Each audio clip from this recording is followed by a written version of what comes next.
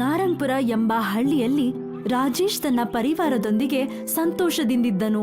ಅವನು ತನ್ನ ಗದ್ದೆಯಲ್ಲಿ ಕೆಲಸ ಮಾಡುತ್ತಿದ್ದನು. ಅಯ್ಯೋ ದೇವ್ರೆ, ಇವತ್ತು ಬಿಸಿಲು ಸ್ವಲ್ಪ ಜಾಸ್ತಿನೇ ಇದೆ. ಏನು ಕೆಲಸ ಮಾಡ್ದೇನೆ ಬೇವ್ರಂತೂ ಹರಿತಾ ಇದೆ. ಒಂದ್ ವೇಳೆ ಹೀಗೆ ಆಗ್ತಾ ಇದ್ರೆ ತುಂಬಾನೇ ತೊಂದರೆ ಆಗತ್ತೆ.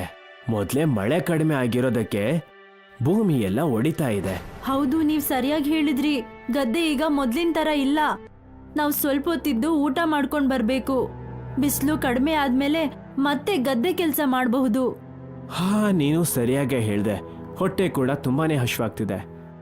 ರಾಜೇಶ್ ಮತ್ತು ಅವನ ಪತ್ನಿ ಒಂದು ಮರದ ಕೆಳಗೆ ಊಟ ಮಾಡಲಾರಂಭಿಸಿದರು. ಅದ್ ಸರಿ, ನನಗೆ ಇದನ್ನ ಹೇಳು, ನಮ್ ಮನೇಲಿ ಎಷ್ಟು ದಿನದ ಮಟ್ಟಿಗೆ ಇನ್ನು ರೇಷನ್ ಮತ್ತೆ ಊಟ ಉಳಿದಿದೆ? ಯಾಕೆಂದ್ರೆ ಮನೆ ನಡ್ಸ್ಬೇಕಲ್ಲ. ಕೇವಲ ನಾಳೆ ರಾತ್ರಿವರೆಗಿದೆ. ಏನಂದೆ? ನಾಳೆ ರಾತ್ರಿವರೆಗೂ ಅಷ್ಟೇನಾ? ಹೇ ರಾಮ್, ನನ್ನ ಹತ್ರ ಯಾವ ದುಡ್ಡು ಕೂಡ ಇಲ್ಲ ಇಲ್ಲಿ. ಈ ರೇಷನ್ನ ನಿನ್ನ ಕಿವಿ ಉಂಗ್ರನ ಗಿರ್ವಿ ಇಟ್ಟು ತಂದಿರುವಂತದ್ದು. ನನಗೇನು ದಾರಿನೇ ಕಾಣ್ತಿಲ್ಲ. ನಾನು ಹೇಗಪ್ಪ ಬದುಕೋದು? ನೀವ್ ಹೇಳೋದಾದ್ರೆ ನನ್ನನ್ ತವ್ರ ಮನೆಗೆ ಹೋಗ್ಬಿಡ್ಲಾ? ಸ್ವಲ್ಪ ದಿನ ನಾನಲ್ಲಿದ್ದು ನಿಮ್ಗೋಸ್ಕರ ರೇಷನ್ ತಗೊಂಡ್ ಬರ್ತೀನಿ. ನಾನ್ ನಿನ್ನ ಬಿಟ್ಟು ಹೋಗೋಕ್ಕೂ ಆಗಲ್ಲ. ಆದ್ರೆ ನನಗ್ ಬೇರೆ ಯಾವ ದಾರಿನೂ ಕಾಣ್ತಾ ಇಲ್ಲ. ರಾಜೇಶ್ ತನ್ನ ಹೆಂಡತಿಯನ್ನ ತನ್ನ ಅಮ್ಮನ ಮನೆಗೆ ಕಳುಹಿಸುತ್ತಾನೆ. ನಂತರ ಹಳ್ಳಿಯಲ್ಲಿ ಅಲ್ಲಿಂದ ಇಲ್ಲಿಗೆ ಓಡಾಡಲಾರಂಭಿಸುತ್ತಾನೆ. ಅಯ್ಯೋ ಮಹೇಶ್, ನೀನ್ ಎಲ್ಲಿಗೆ ಅಂತ ಸುತ್ತಾಡ್ತಾ ಇದೀಯಾ ಹೇಳಪ್ಪ. ಬಾ, ನಮ್ ಜೊತೆ ಟೀ ಕುಡಿ.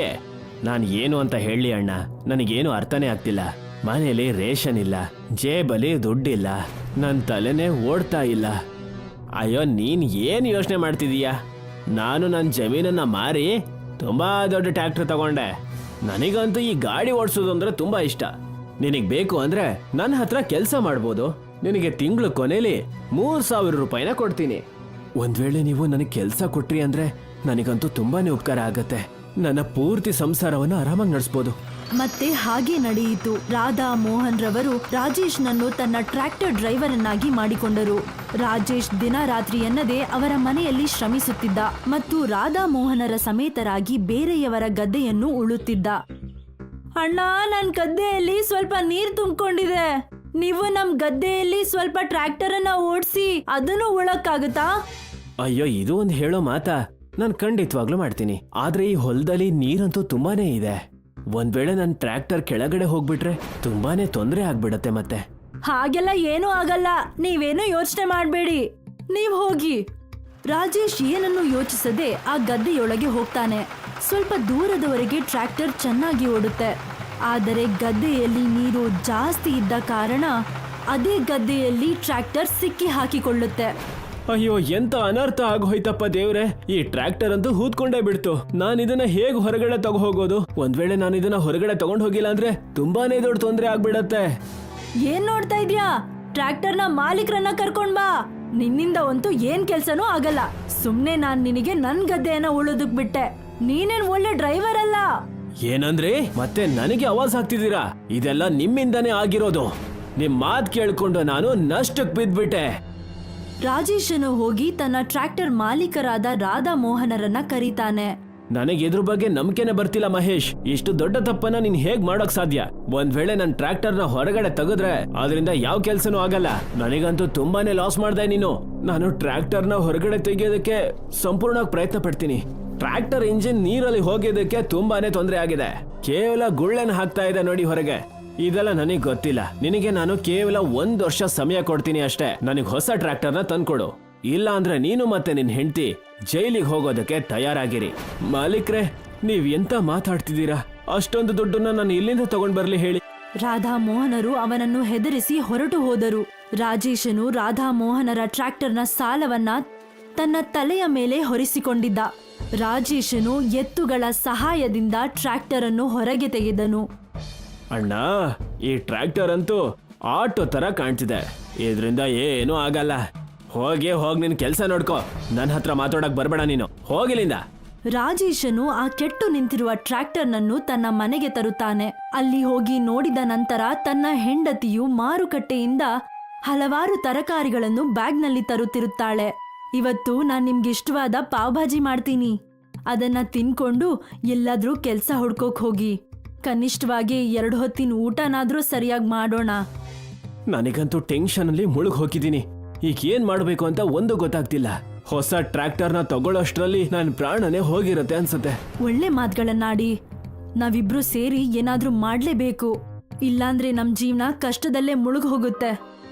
ಅಷ್ಟರಲ್ಲಿ ರಾಜೇಶನ ಮೈದುನ ಅಂದರೆ ಸುರೇಖನ ತಮ್ಮ ಬರುತ್ತಾನೆ. ಅವನು ತನ್ನೊಂದಿಗೆ ಕಲ್ಲಿದ್ದಲು ಹಾಗೂ ತವೆಯನ್ನು ತರುತ್ತಾನೆ. ಬಾವಾ ಬಾವಾ, ಹೇಗಿದ್ದೀರಾ ನೀವು?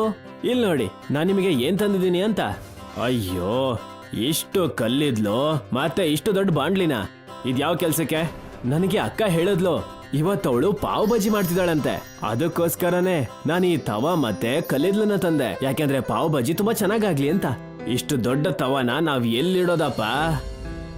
ಈ ತವೆಯನ್ನ ನಾವು ಟ್ರ್ಯಾಕ್ಟರ್ನ ಇಂಜಿನ್ ಮೇಲಿಡೋಣ ಮತ್ತು ಪೆಟ್ರೋಲ್ನ ಜಾಗದಲ್ಲಿ ನಾವು ಕಲ್ಲಿದ್ದಲನ್ನ ಹಾಕಿ ನಾವು ಪಾವ್ ಭಾಜಿಯನ್ನ ಮಾಡೋಣ. ನನಗಂತೂ ಒಂದು ಅರ್ಥ ಆಗ್ತಿಲ್ಲ, ಅಷ್ಟಕ್ಕೆ ಇದನ್ನೆಲ್ಲ ಮಾಡೋದ್ರಿಂದ ಏನಾಗತ್ತೆ? ಅಯ್ಯೋ ಭಾವ, ಹೇಗಿದ್ರು ಟ್ರ್ಯಾಕ್ಟರ್ ಅಂತೂ ಹಾಳಾಗಿ ಹೋಗಿದೆ, ಇದಕ್ಕಿಂತ ಉಪಯೋಗ ಇನ್ನೇನಾಗತ್ತೆ ಹೇಳಿ? ಫ್ರೀ ಆಗಂತೂ ಕಲ್ಲಿದ್ಲು ಸಿಗತ್ತೆ, ಅಂಥದ್ರಲ್ಲಿ ಏನಕ್ಕೆ ಸುಮ್ಮನೆ ದುಡ್ಡು ಖರ್ಚು ಮಾಡಬೇಕು? ನೀನು ಇದನ್ನಂತೂ ಸರಿಯಾಗಿ ಹೇಳ್ತಿದ್ಯಾ, ನಿನ್ ಮಾತನ್ನ ಒಪ್ಕೊಳ್ಳೇಬೇಕು. ನಾವು ಹೀಗೆ ಮಾಡೋಣ. ಮತ್ತೆ ಇನ್ನೇನು, ಟ್ರ್ಯಾಕ್ಟರ್ನ ಮುಂಭಾಗದಲ್ಲಿ ಅವರೆಲ್ಲ ಸೇರಿ ಒಂದು ದೊಡ್ಡ ತವೆಯನ್ನಿಟ್ಟರು. ಟ್ರ್ಯಾಕ್ಟರ್ನ ಪೆಟ್ರೋಲ್ನ ಜಾಗದಲ್ಲಿ ಕಲ್ಲಿದ್ದಲನ್ನ ಹಾಕಿ ತವೆಯನ್ನ ಬಿಸಿ ಮಾಡಲಾರಂಭಿಸಿದರು. ನೋಡುತ್ತಲೇ ಸುರೇಖಾ ಆ ತವೆಯ ಮೇಲೆ ಎಲ್ಲ ತರಕಾರಿಗಳನ್ನ ಹಾಕಿದಳು ಮತ್ತು ಪಾವ್ ಭಾಜಿ ಬೇಯುತ್ತಿತ್ತು. ಕೆಲವೇ ನಿಮಿಷಗಳಲ್ಲಿ ಟ್ರ್ಯಾಕ್ಟರ್ನ ಮೇಲಿದ್ದ ತವೆಯಿಂದ ಪಾವ್ ಭಾಜಿಯ ಸುಗಂಧ ಬರಲು ಆರಂಭಿಸಿತು. ಅರೆ ವಾ, ಸ್ಮೆಲ್ ಅಂತೂ ತುಂಬಾ ಚೆನ್ನಾಗಿ ಬರ್ತಿದೆ. ನಮ್ ಟ್ರ್ಯಾಕ್ಟರ್ ಪಾವ್ ಭಾಜಿ ತುಂಬಾ ಫೇಮಸ್ ಆಗತ್ತೆ ಅನ್ಸುತ್ತೆ. ವಾ ಬಾವಾ ವಾ, ನೀವೆಂತ ಹೆಸರನ್ನ ಕೊಟ್ಬಿಟ್ರಿ ನೀವು. ಇಡೀ ಕುಟುಂಬ ಟ್ರ್ಯಾಕ್ಟರ್ ಪಾವ್ ಭಾಜಿಯನ್ನು ತುಂಬಾ ಖುಷಿಯಿಂದ ಸವಿದರು ಮತ್ತು ರಾಜೇಶನು ತನ್ನ ಹೆಂಡತಿಗೆ ಹೇಳಿದನು, ಭಾಗ್ಯಾವತಿ, ಏನೇ ಆಗ್ಲಿ ತುಂಬಾನೇ ಅದ್ಭುತವಾಗಿ ಮಾಡಿದೀಯಾ. ಯಾಕೆ ನಾವು ಪಾವ್ ಭಾಜಿ ವ್ಯಾಪಾರ ಮಾಡಬಾರ್ದು? ಅದು ಅಲ್ಲದೆ ಅದಕ್ಕೆ ಬೇಕಾಗಿರೋ ಐಟಮ್ಸ್ ಎಲ್ಲ ನಮ್ಮ ಹತ್ರ ಇದೆ. ನೀವು ನನ್ನ ಮನಸ್ಸಿನ ಮಾತು ಹೇಳಿದ್ರಿ. ನಾಳೆಯಿಂದನೇ ನಾವು ನಮ್ಮ ಟ್ರ್ಯಾಕ್ಟರ್ ಪಾವ್ ಭಾಜಿಯನ್ನ ಮಾರುಕಟ್ಟೆಗಿಡೋಣ.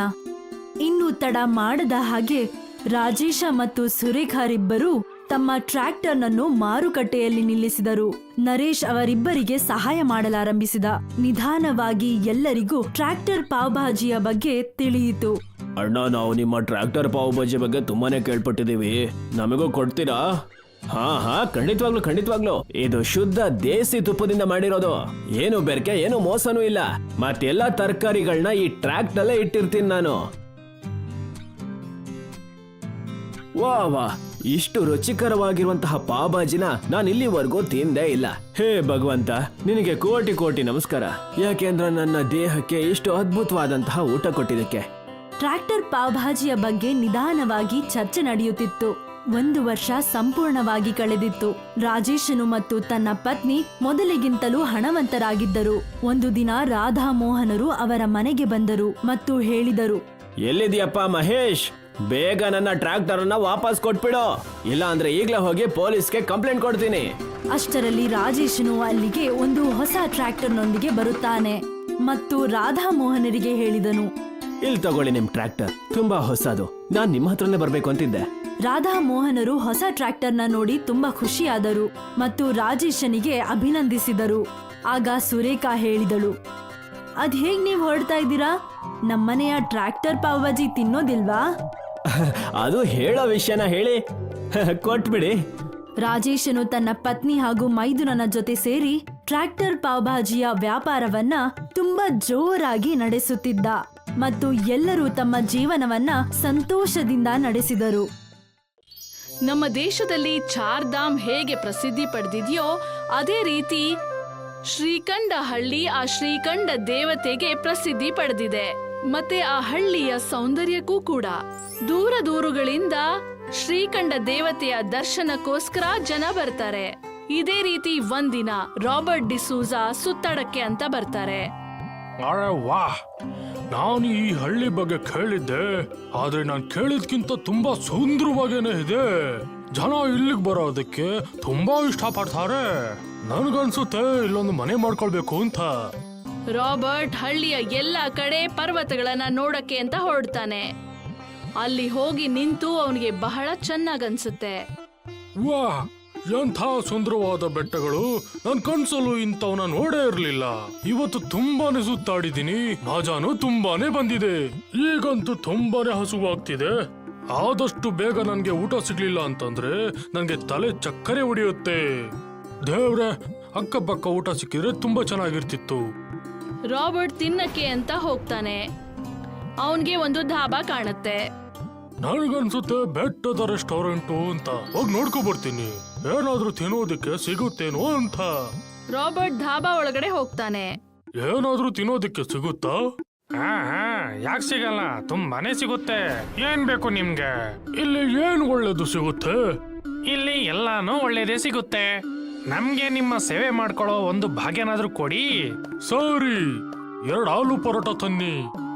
ರಾಬರ್ಟ್ ಟೇಬಲ್ ಹತ್ರ ಕೂತ್ಕೊಳ್ತಾನೆ. ಕೆಲವೇ ಕ್ಷಣಗಳಲ್ಲಿ ಶಿವಪ್ರಸಾದ್ ರಾಬರ್ಟ್ಗೋಸ್ಕರ ಆಲೂ ಪರಾಟ ತಗೊಂಡ್ ಬರ್ತಾನೆ. ನೋಡ್ತಾ ಇದ್ದ ಹಾಗೆ ದಾಬಾಗೆ ಬಹಳಷ್ಟು ಗ್ರಾಹಕರು ಬಂದ್ಬಿಡ್ತಾರೆ. ಇಲ್ಲಿ ಗ್ರಾಹಕರ ಗುಂಪೇ ಇದೆ. ನನಗನ್ಸುತ್ತೆ ಈ ಊರಲ್ಲಿ ಯಾವ ರೆಸ್ಟೋರೆಂಟ್ ಇಲ್ಲ ಅಂತ. ನಾನಿಲ್ಲಿ ಒಂದು ರೆಸ್ಟೋರೆಂಟ್ ಓಪನ್ ಮಾಡಿದ್ರೆ ಒಳ್ಳೆ ದುಡ್ಡು ಮಾಡಬಹುದು. ರಾಬರ್ಟ್ ಬೇಗ ಅವನ ಪರಾಠಗಳನ್ನ ತಿನ್ನೋದ್ ಮುಗಿಸಿ ಶಿವಪ್ರಸಾದ್ಗೆ ದುಡ್ಡನ್ನ ಕೊಟ್ಟು ಇಲ್ಲಿಂದ ಸೀದಾ ಸಿಟಿಗೆ ಹೋಗ್ಬಿಡ್ತಾನೆ. ಮತ್ತೆ ಅಲ್ಲಿ ಲೋನ್ ತಗೊಂಡು ಇಲ್ಲಿ ಒಂದು ರೆಸ್ಟೋರೆಂಟ್ ನ ಓಪನ್ ಮಾಡ್ತಾನೆ. ಬನ್ನಿ, ರೆಸ್ಟೋರೆಂಟ್ ಓಪನ್ ಆಗಿದೆ. ಬಹಳಷ್ಟು ಜನ ರಾಬರ್ಟ್ ನ ರೆಸ್ಟೋರೆಂಟ್ಗೆ ಊಟ ಮಾಡಕ್ಕೆ ಅಂತ ಬರ್ತಾರೆ. ಆದ್ರೆ ಅವ್ರಿಗೆಲ್ಲ ಇಲ್ಲಿನ ಊಟ ಅಷ್ಟೇನೂ ಇಷ್ಟ ಆಗೋದಿಲ್ಲ. ಮತ್ತೆ ಅವರೆಲ್ಲರೂ ಊಟ ಮಾಡೋದಕ್ಕೋಸ್ಕರ ಶಿವಪ್ರಸಾದ್ನ ದಾಬಾಗೆ ಹೋಗ್ತಾರೆ. ಇದನ್ನ ನೋಡಿ ರಾಬರ್ಟ್ಗೆ ಬಹಳ ಕೋಪ ಬಂದ್ಬಿಡತ್ತೆ.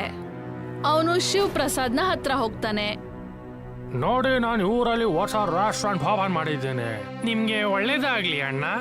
ನಿನ್ನ ಈ ಢಾಬಾ ಇರೋದ್ರಿಂದ ನನ್ನ ರೆಸ್ಟೋರೆಂಟ್ಗೆ ಯಾರು ಜನನೇ ಬರ್ತಾ ಇಲ್ಲ. ಅರೆ, ಇದ್ರಲ್ಲಿ ನನ್ ತಪ್ಪೇನಿದೆ?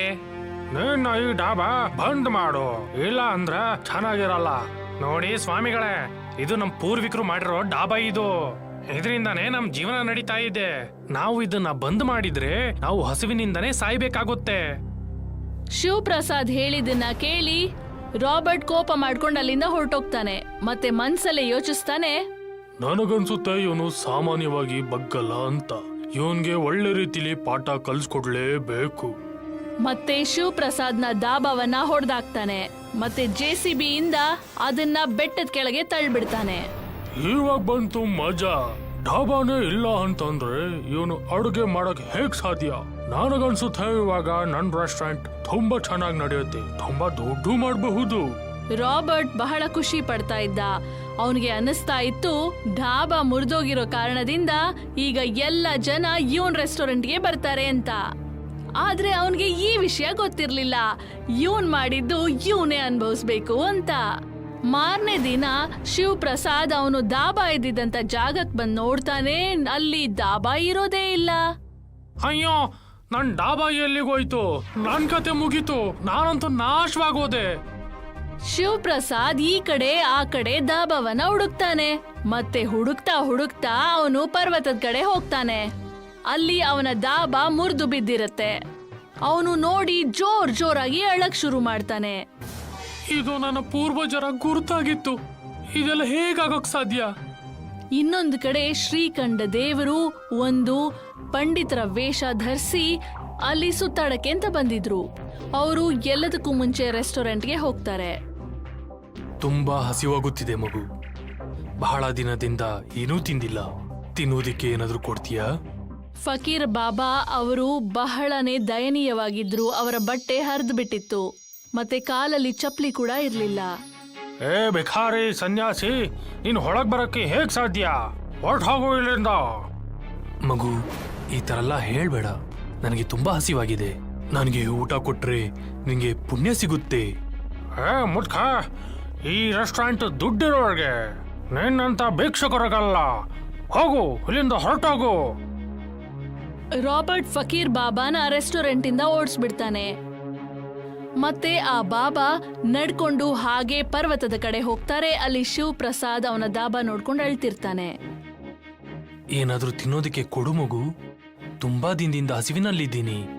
ಬಾಬಾ, ನಿಮ್ಗೆ ಕೊಡೋದಿಕ್ಕೆ ನನ್ನ ಹತ್ರ ಏನೂ ಸಹ ಇಲ್ಲ. ಮಗು, ನಾನು ಹಸಿವಿನಲ್ಲಿರೋ ಒಬ್ಬ ಸಾಧು.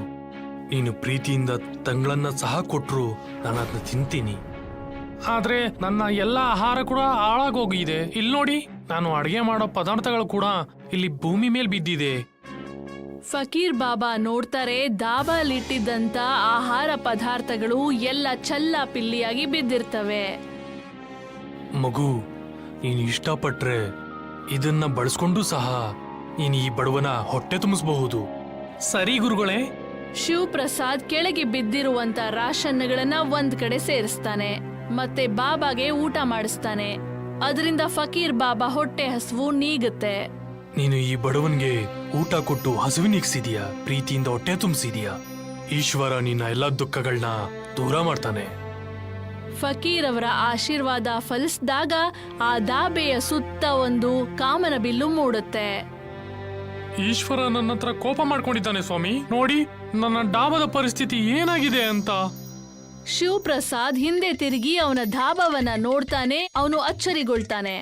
ಧಾಬಾ ಪೂರ್ತಿ ಕಾಮನ ಬಿಲ್ಲಿನಿಂದ ಸುತ್ತುವರೆದು ಬಿಟ್ಟಿರುತ್ತೆ ಮತ್ತೆ ಬಹಳ ಸುಂದರವಾಗಿ ಕಾಣ್ತಿರುತ್ತೆ. ಎಂತ ಚಮತ್ಕಾರ ಆಗೋಗಿದೆ ಅನ್ಸುತ್ತೆ. ಈಶ್ವರ ನಿನ್ಗೆ ಸಹಾಯ ಮಾಡಬೇಕು ಅಂತ ಇದ್ದಾನೆ. ಆದ್ರೆ ಈ ಇಂದ್ರಧನುಸು ಕೆಲವು ಸಮಯಗಳಲ್ಲಿ ಮಾಯ ಆಗೋಗುತ್ತಲ್ಲ. ಏನನ್ಕೊಂಡೆ, ಶ್ರೀಕಂಠ ದೇವರು ಇಲ್ಲಿಂದ ಮಾಯ ಆಗೋಗಿದ್ದಾನೆ ಅಂತ ಅನ್ಕೊಂಡ? ಇಲ್ಲ, ಅವರು ನಮ್ ಜೊತೆಗೆ ಇದ್ದಾರೆ, ಯಾವಾಗ್ಲೂ ಇಲ್ಲೇ ಇರ್ತಾರೆ. ಹಾಗಾದ್ರೆ ಶ್ರೀಕಂಠ ದೇವರು ಯಾವಾಗ್ಲೂ ಇಲ್ಲೇ ಇದ್ರೆ ಅವರ ಆಶೀರ್ವಾದ, ಇಂದ್ರಧನುಸು ಯಾವಾಗ್ಲೂ ನಿನ್ ಜೊತೆ ಇದ್ದೇ ಇರುತ್ತೆ. ಗೊತ್ತಾಯ್ತಾ? ಇಷ್ಟನ್ನ ಹೇಳಿ ಫಕೀರ್ ಬಾಬಾ ಅಲ್ಲಿಂದ ಹೊರಟ್ಬಿಡ್ತಾರೆ.